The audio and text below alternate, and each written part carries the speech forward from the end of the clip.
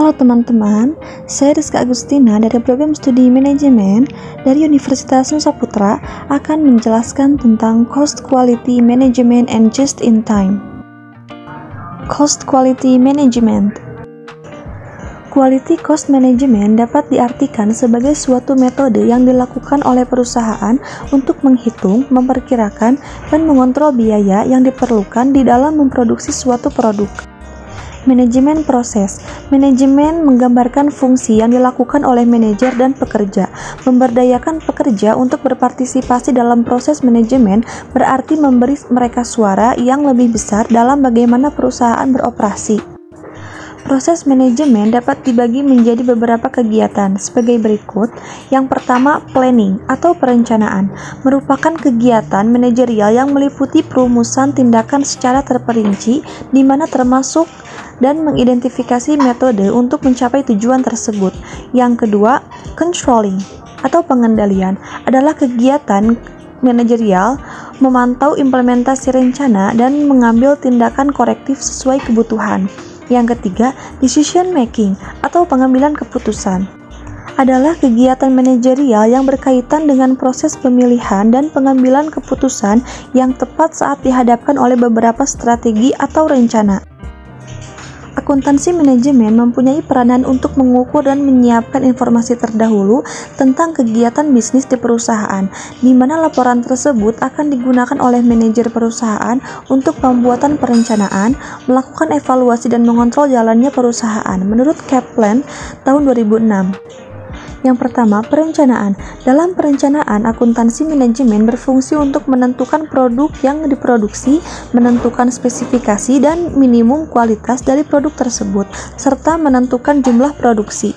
Yang kedua, evaluasi dan monitoring, yaitu melakukan evaluasi terhadap setiap produk serta sistem produksi, menentukan peran tanggung jawab manajer di perusahaan. Yang ketiga, operational control, yaitu mengetahui secara persis setiap tahap dari produksi, termasuk beban kerja, permasalahan dan informasi lainnya yang dianggap penting untuk menjamin kelancaran produksi. Kualitas. Kualitas suatu produk merupakan faktor yang paling penting bagi suatu perusahaan dan juga mencerminkan performa dari suatu perusahaan. Kualitas suatu produk dapat dijabarkan ke dalam 8 dimensi kualitas menurut Hansen dan Nowen tahun 2006, yaitu performance, aesthetics, serviceability, features, reliability, durability, conformance, fitness for use.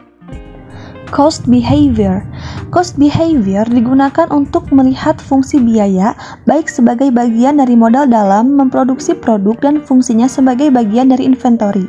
Menentukan cost behavior menjadi penting terutama dalam menyiapkan laporan keuangan eksternal, yaitu laporan laba rugi dan neraca.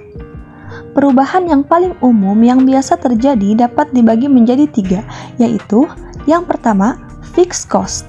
Dapat diartikan sebagai biaya tetap, yaitu biaya yang tidak mengalami perubahan saat terjadinya perubahan terhadap permintaan produk selama jumlah kenaikan atau penurunan produk tersebut masih dalam range kapasitas yang ditetapkan.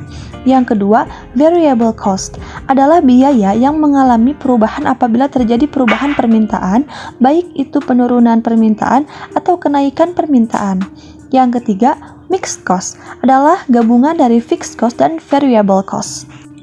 Biaya ini mengalami perubahan seiring terjadinya perubahan permintaan, tetapi dengan terdapat menghitung komponen fixed cost. Cost of quality.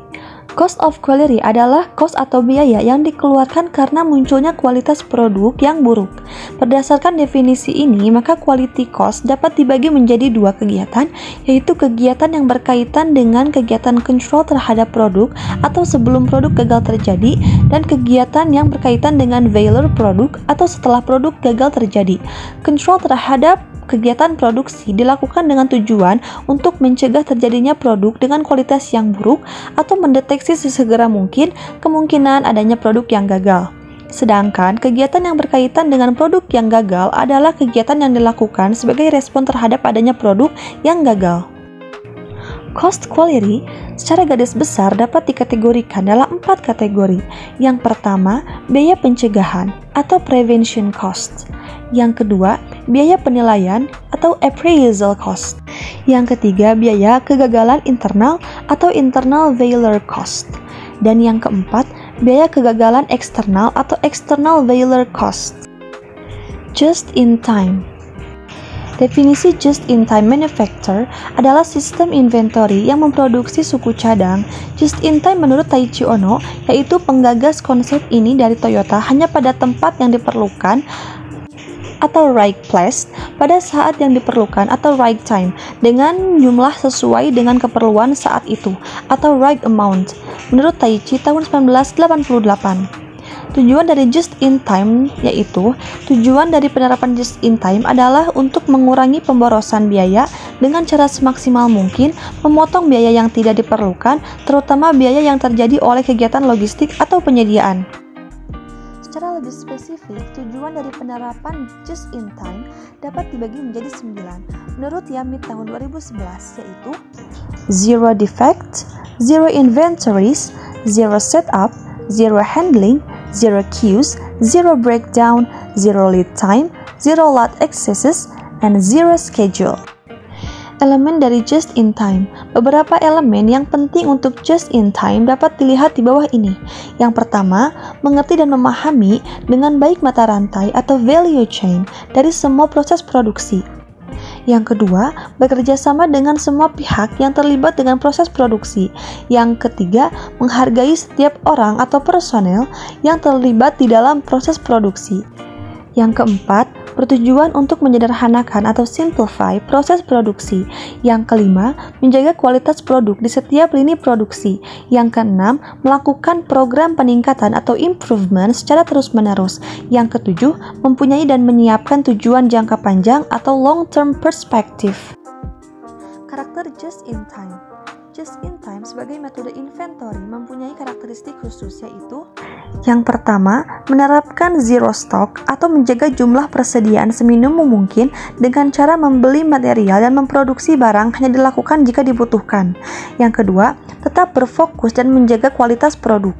Yang ketiga, jadwal produksi dilakukan melalui perencanaan yang baik untuk menghindari keterlambatan produksi serta memastikan stok barang mencukup.